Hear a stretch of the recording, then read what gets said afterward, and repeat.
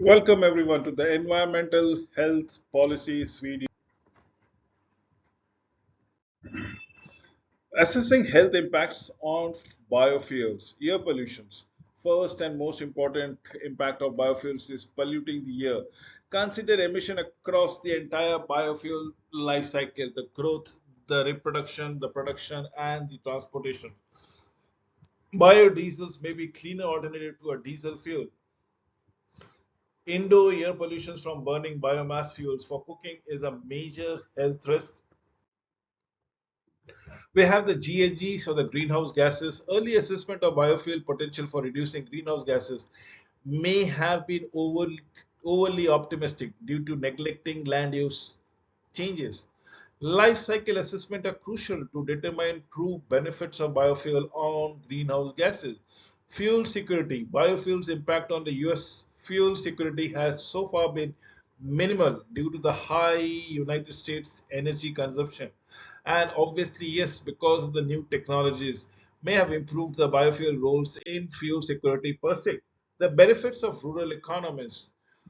Biofuel production may revitalize rural economies, leading to improved health care and infrastructure. Evidence suggests biofuels may not create enough jobs to retain young people in rural communities. Boom and bust cycle in biofuels productions can negatively impact the community's health thereby. So, biofuel and energy availability, the consideration for health. Increased energy availability can improve health, but only up to a point. Biofuels may provide clean energy sources in developing countries. Biofuel mandates in developed countries may harm developing countries by raising food prices.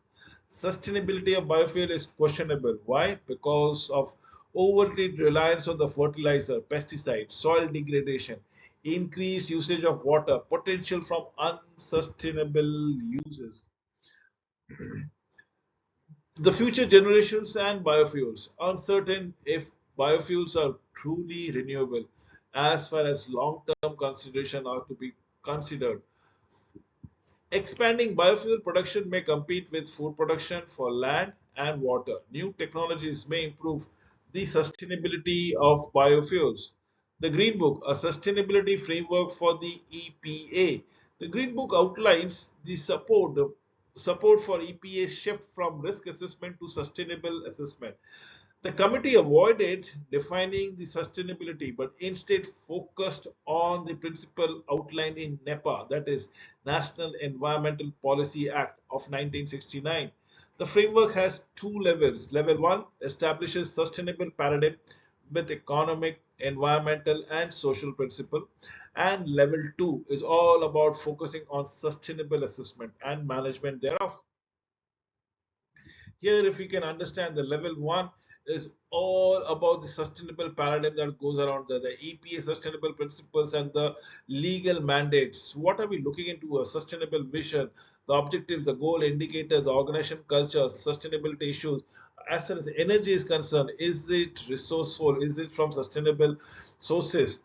Now, this is all the gamut forms of level one. The level two is all about your measurement within the companies, as in what was done, what is expected, how, if there are energy surplus, how it is being stored, if there is been heat been emitting out, is can that heat be reproduced or utilized in some better fashion, and so on and so forth. This is the sustainability framework of EPA, the Environmental Protection Agencies.